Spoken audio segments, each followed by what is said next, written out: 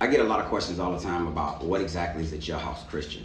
And I can tell by the way it's asked that they already had an opinion. And it was negative. Most people look at that term as an insult. It's negative.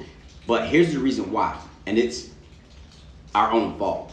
The reason why it gets such a negative connotation is because there are people who go to jail or prison and they claim to have changed their life. They claim to have given their life to Christ and become a Christian, and they're living righteously, right?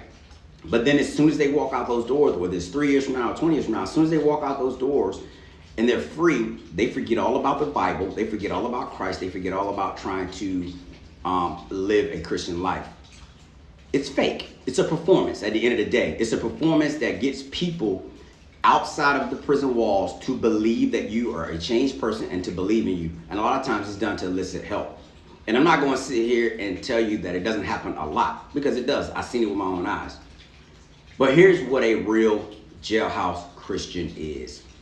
It's somebody who actually gave their life to Christ, okay, while they were locked up. But when they left prison, they continued to live righteous. They continued to do all the things that they started doing or was learning to do while they were in prison.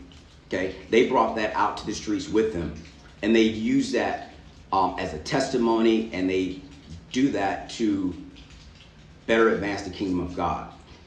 You know, I talk about it all the time that I was incarcerated for 8.5 years. Okay, 2 years into that sentence is when I gave my life to Christ, and I'm gonna be straight about it. You know what I'm saying? That didn't get me out early. It didn't like bring a bunch of like good things in my life at the time. I still had my same release date. But the difference is I took it seriously. I actually felt Jesus Christ in my heart. So once you get that feeling of Jesus Christ in your heart, you can never go back, because I can't even describe the feeling, but it's so hard to go back to that lifestyle. Okay. So when people ask me about jailhouse Christians, this is what I actually tell them.